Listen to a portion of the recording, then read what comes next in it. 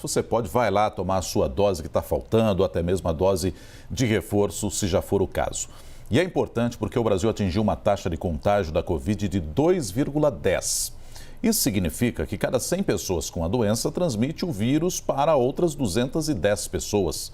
Sobre isso, vamos conversar agora com o Wallace Casaca, que é coordenador da plataforma Infotracker, que contabiliza dados da pandemia no país. Tudo bem, Wallace? Bom dia. Obrigado por atender a CNN mais uma vez. Bom dia, Roberto. Bom dia, Elisa. Bom dia a todos os telespectadores. É um prazer estar aqui. 2,10, como é que você classifica essa taxa de contágio para a gente entender melhor o tamanho da pandemia nesse momento, Wallace? 2,10 significa algo sem precedentes no histórico do Brasil. Ou seja, nós atingimos uma taxa recorde. Isso significa que nós temos um número de novos casos elevadíssimo e a gente poderia esperar para as próximas semanas, os próximos dias ao menos, que o número de novos casos vão continuar aumentando. Essa é a notícia menos positiva, né? A notícia já mais positiva é que, embora a gente esteja, a gente já tenha atingido uma taxa tão elevada, ela já começou o processo de descida. Ou seja, no médio prazo, é de se esperar que os novos contágios eles vão começar a arrefecer. Com isso, obviamente, a gente também vai observar essa redução já repercutindo nos óbitos. Mas vai levar um pouquinho mais de tempo, isso vai acabar acontecendo somente em março. A minha dúvida é a seguinte: nós estamos hoje testando mais do que tempos atrás na pandemia? E se a resposta for positiva, não sei se é importante ouvi-lo sobre isso, isso explicaria o porquê de termos uma taxa de contágio tão elevada, porque a gente está identificando mais casos? Tem alguma relação ou não é válido interpretar por esse ponto de vista? Nunca houve um processo de testagem massiva no país, nunca foi implementado tal política pública, Embora a gente já tenha conhecido, e observado, desde 2020, a promessa por parte de algumas autoridades de se implementar políticas públicas mais agressivas do ponto de vista da testagem. Isso nunca foi feito, O que a gente observa agora com a explosão de uma variante tão agressiva como a Ômicron, as pessoas têm, obviamente, procurado mais os postos de saúde, os laboratórios e as farmácias para fazerem os testes, No entanto, a gente já observa também que a demanda foi tão alta, que a gente já não tem mais testes disponíveis para a população de uma forma geral. Então, assim, de fato, existe a contribuição, das pessoas estarem procurando mais os testes, mas, por outro lado, a gente tem que ponderar que a gente não tem mais testes à disposição para as pessoas de uma forma geral. Então, assim, na verdade, o que faz com que tenha esse aumento tão elevado na taxa de transmissão é, de fato, a variante, Ômicron, que é muito agressiva do ponto de vista de transmissibilidade. Além também das pessoas, infelizmente, estarem sendo mais acometidas, por conta dessa variante. Então, isso, essa combinação desses dois efeitos fazem com que a taxa se eleve. Wallace, há uma perspectiva de redução dessa taxa e, consequentemente, de casos e números de mortos também? Ou quando a gente pega um recorte de Brasil, isso vai variar de região para região? No caso do dado brasileiro, ele é um dado consolidado. Então, ele leva em consideração o consolidado das diferentes regiões do país, que vivem momentos distintos do ponto de vista pandêmico. Então, se a gente, por exemplo, pega a região sudeste, que foi inicialmente acometida pela Ômicron, ela já começa a observar uma luz no fim do túnel no sentido de começar a arrefecer. Diferente, por exemplo, da região norte, que ainda está em ascensão. Então, quando a gente olha o dado do Brasil, ele é sempre o consolidado de todas as regiões. Quando a gente observa esse dado, que é o consolidado, o que a gente pode inferir a respeito dos dados? Bom, a notícia positiva é que a taxa começou o seu processo de descida. A notícia talvez mais crítica é que ela está indo num patamar muito elevado, ou seja, 2,10, que é uma taxa que a gente nunca registrou. O que isso significa em termos de futuro, de perspectiva de futuro para a nossa situação pandêmica em termos de Brasil, consolidado? Significa que a gente, infelizmente, vai ter novos casos acontecendo, sendo registrados para as próximas semanas e, com isso, os óbitos também. Então, eles vão continuar aumentando. Por outro lado, a gente já atingiu um teto do ponto de vista de taxa de transmissão. Então, por um médio e curto prazo, vamos dizer assim, para 3 ou 4 semanas, a gente já vai começar a observar isso declinar, ou seja, isso vai começar a desacelerar de uma forma mais substancial. Então, muito provavelmente em março, a gente já vai ter, né, uma luz no fim do túnel, um alívio, né, do ponto de vista, né, dos nossos novos contágios e também dos óbitos que vão começar a cair.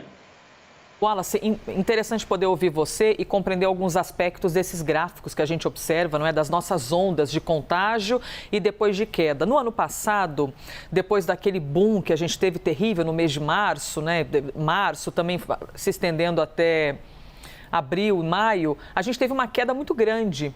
E aí ela foi atribuída ao início do efeito da vacinação, que começou em janeiro, mas foi se estendendo e cada vez mais aumentando o público-alvo. Então, muitos especialistas disseram que a queda foi tão vertiginosa, né, tão rápida, por causa de um efeito de vacinação.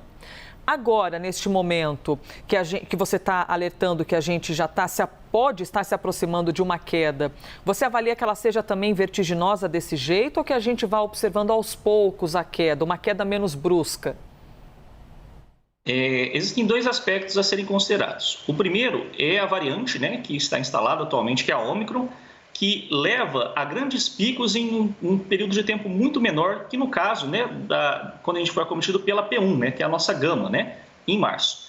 Então, o que a gente espera? Né? Picos absurdamente altos, como a gente já vem observando, né, no dado consolidado do Brasil. No entanto, né, o período, né, o ciclo que o vírus ele acomete as pessoas, ele é menor. Então, é muito provável que a gente já comece a observar essas reduções acontecendo por conta da característica dessa variante, né, que é muito transmissível, mas, por outro lado, ela transmite tão rápido, né, que ela também decresce de forma muito rápida depois. O segundo aspecto muito importante é a questão da vacinação. Nós temos boa cobertura vacinal hoje, diferente do início, né, da onda da gama, né, aqui no país. Ou seja, isso fez com que os nossos óbitos não atingissem as marcas tristes que a gente observava lá em março, né, de até 3 mil óbitos por dia. É claro que a gente não pode minimizar a Ômicron em momento algum, a gente ainda tem aí a perspectiva de aumento no número de óbitos, muito provavelmente a gente vai chegar a atingir 1.000 óbitos por dia, né, porque é muito grave, mas por outro lado, né, a vacina ela acaba contribuindo de forma muito positiva para puxar esse dado para baixo cada vez mais rápido. Então, nós não atingiremos os 3 mil óbitos, tal como observamos lá em março, e mais, nós teremos uma queda mais rápida dessa vez, por conta, obviamente, da característica da Ômicron, combinado à nossa vacinação. É claro que também é muito importante que as pessoas procurem os postos de saúde para completarem os seus ciclos vacinais e também tomar dose de reforço. É extremamente importante ir no posto de saúde, né, tomar essas doses para poder, de fato, ter a proteção máxima que as vacinas dão para os casos mais severos da doença. Vocês começaram o monitoramento em 2020, não é isso, Wallace? E esse é o período com a maior taxa de transmissão desde que vocês fazem esse acompanhamento. Ou seja, mesmo durante o período mais crítico que nós enfrentamos aqui da pandemia, não foi tão grave a transmissão quanto agora. É essa a leitura ou não? Sim, existem ponderações, né? Nós estamos num cenário onde nós temos boa cobertura vacinal, ou seja, as pessoas felizmente procuraram os postos de saúde para se vacinarem, né? Isso fez com que os óbitos, né, fossem reduzidos, fossem menor com relação a março de 2021, quando a gente estava sendo acometido pela variante gama, né? Então nós temos cenários diferentes do ponto de vista vacinal.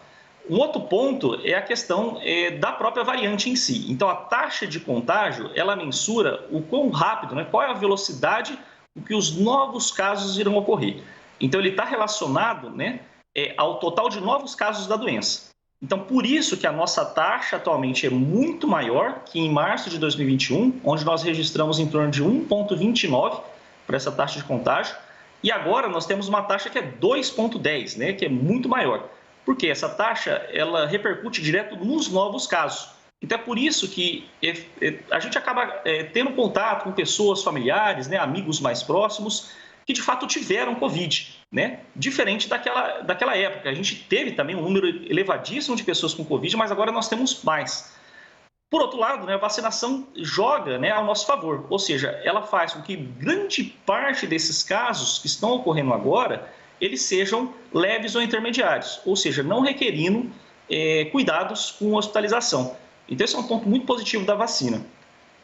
Wallace, quero te ouvir também a respeito da logística das prefeituras, dos estados e do governo federal, embasadas em cima da divulgação de dados que vocês trabalham. Porque você que é coordenador da plataforma InfoTracker, até gostaria que você pudesse explicar para a gente ainda mais, para legitimar ainda mais a importância de haver esse tipo de levantamento, porque é isso que embasa os poderes públicos a saberem, puxa vida, eu tenho tanto de transmissão, preciso atuar mais nesse setor, preciso ter uma política educativa maior em outro setor, para que a partir desses dados as políticas públicas comecem a existir.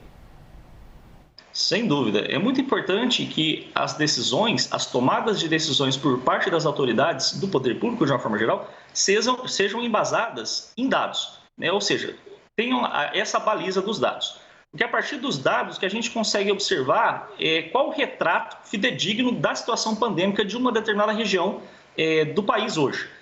Então, é claro, a taxa de transmissão é um índice importante que mede com qual velocidade esses novos contágios estão ocorrendo. Assim como outras métricas, né? Como, por exemplo, taxa de hospitalização, né? Ocupação hospitalar, número de novas hospitalizações, taxa de positividade, que mensura quantos testes nós estamos aplicando com relação... qual é o total de pessoas positivadas hoje com relação ao total de testes que nós estamos aplicando, ou seja, ela mensura se a gente está aplicando pouco ou muito teste. Então, na verdade, é um conjunto de métricas matemáticas, epidemiológicas, que permitem nós traçarmos estratégias adequadas do ponto de vista de políticas públicas para arrefecer a doença no país, né, nas regiões do país como um todo. Então, assim, é muito importante essas tomadas de decisões se embasarem em dados, né, ou seja, ter a baliza dos dados. Do contrário, a gente cai em problemas como divulgação de fake news, questões que fogem um pouco da meritocracia do ponto de vista científico, né? Que já é consolidado, que já se tem estratégias muito bem implementadas hoje, reconhecidas, né? Por outras comunidades fora do Brasil, né? Ou comunidade internacional como um todo, né? Então, assim, é muito importante, né, que as pessoas, né, o poder público, de uma forma geral, confiem nos dados, né? Que eles utilizem os dados para tomar essas decisões, né? Então, é um aspecto importante a ser levado em consideração. E que as pessoas continuem confiando, né, nos dados, continuem também fazendo a parte delas do ponto de vista das medidas sanitárias, né? A gente ainda está num cenário muito crítico, né, com relação à nossa situação pandêmica aqui no país. Wallace Casaca, coordenador da plataforma InfoTracker, muito obrigado por mais uma vez dividir com a gente aqui essas informações em torno da pandemia. Um bom domingo para você. Para vocês também. Eu fico muito feliz, né? Me coloco à disposição aí para futuras análises. Muito obrigado. A gente também fica muito feliz de poder ouvir uma fonte como essa e esclarecer esse universo do levantamento de dados e a importância, não é, Wallace, desse tipo de levantamento para embasar as atitudes de prefeituras, de governos estaduais e do governo federal. Obrigada, viu? Bom domingo para você.